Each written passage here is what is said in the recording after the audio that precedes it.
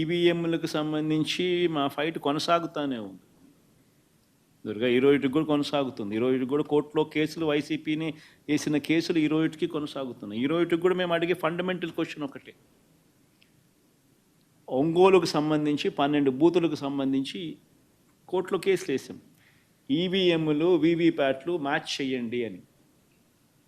నిజంగానే election commission మనసులో కల్ముషం లేకపోతే చేయొచ్చు కదా, మ్యాచ్ చేయొచ్చు కదా, చేసి చూపించవచ్చు కదా, అందరి డౌట్లు పోతాయి కదా. మా డౌట్లే కాకుండా దేశంలో ఉన్న అందరి డౌట్స్ పోతాయి కదా. వీవీప్యాట్లు, ఈవీఎం నెంబర్స్, వీవీప్యాట్లు 12 బూతులు మేము వేసినాం ఒంగోలు కాన్స్టిట్యున్సీలో. ఈ 12 బూతులలో మాకు డబ్బులు కట్టినాం, మీరు వెరిఫై చేయండి అని అడుగుతున్నాం. మా ముందరనే వెరిఫై చేయండి అని చెప్పి. కల్ముషం లేకపోతే చేయొచ్చు కదా, మరి ఎందుకు చేయడంలా? ఎందుకు ఇదే ఈసీ హైకోర్టులో ఎందుకు వాళ్ళు అక్కడ సుప్రీంకోర్టు ఇట్లా వెరిఫై చేయమని చెప్పలేదు, మాక్ పోలింగ్ చేయమని మాత్రమే చెప్పింది అని చెప్పి ఎందుకు సుప్రీంకోర్టు జడ్జిమెంట్ను వక్రీకరిస్తున్నారు? మాక్ పోల్ చేయడం వల్ల ఏం లాభం? ఎలక్షన్లు అయిపోయిన తర్వాత నువ్వు మళ్ళీ మాక్ పోల్ చేయడం వల్ల ఏం సాధిస్తాం, ఏం లాభం? చేయాల్సింది ఏంది? ఈవీఎం నెంబర్లు, వీవీప్యాట్లు లెక్క పెట్టండి, ఈవీఎంతో వీవీప్యాట్స్ మ్యాచ్ అవుతున్నాయా లేదా తేల్చండి. ఇది చేయాల్సింది. ఇది ఎందుకు మీరు చేయడం లేదు? ఇది చేయడం లేదంటేనే అనుమానాలు పెరుగుతాయి.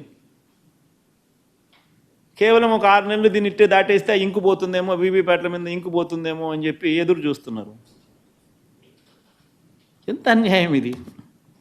అసలు వెస్టర్న్ కంట్రీస్ మొత్తం, అసలు 90% of the developed countries, 90% of them, including America, all of them have paper ballots ఈరోజు.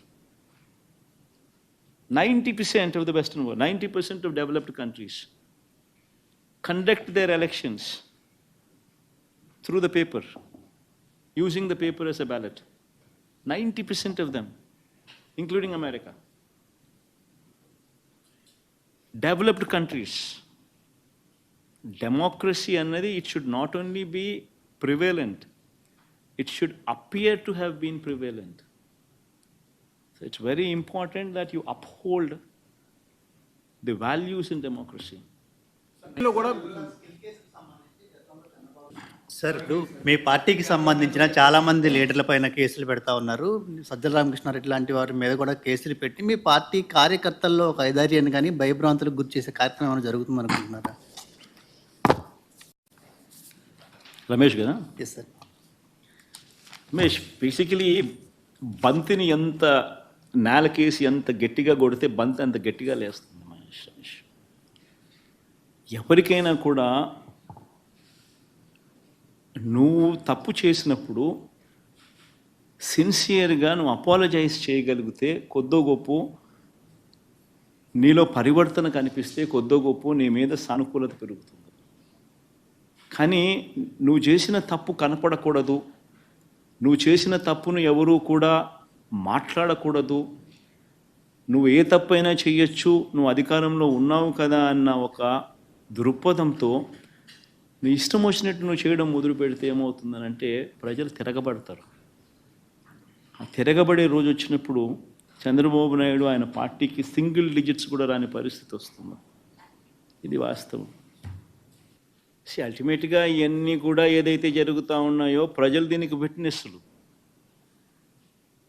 అల్టిమేట్లీ కోర్టులు కూడా దీనికి విట్నెస్లు. అల్టిమేట్గా ఇవన్నీ కూడా కళ్ళ ఎదుటే జరుగుతూ ఉన్నాయి. ప్రొటెస్ట్లు చేసే వాళ్ళు ఈ పొద్దుటికి కూడా, ఆడవాళ్ళందరూ కూడా ఈ పొద్దుటి రోడ్ల మీద ఎక్కి ప్రొటెస్ట్ చేస్తూ ఉన్నారు. వైసీపీ కూడా తన చేతనైన కాడికి వాళ్ళందరికీ కూడా సపోర్ట్ చేసే కార్యక్రమాలు కూడా జరుగుతూ ఉంది. రొటీన్గా ఈ కార్యక్రమాలన్నీ కూడా ఏదైతే ఉన్నాయో ప్రజల తరపున పోరాడటానికి వైఎస్ఆర్సీపీ ఎప్పుడూ కూడా ఈ విషయాలే కాదు ఏ విషయంలో అయినా కూడా ముందుంటుంది. సార్, మీరేమో అన్యాయం, అక్రమాలు, మాఫియా అంటున్నారు. 93% స్ట్రైక్ రేట్ ఉంది కాబట్టి మీ చేసే ప్రతి పనికి కూడా ప్రజామోదయం ఉందని చెప్పి సీఎం గారు అంటున్నారు సార్. అదే హరీష్ కదా, అదే బేసిక్లీ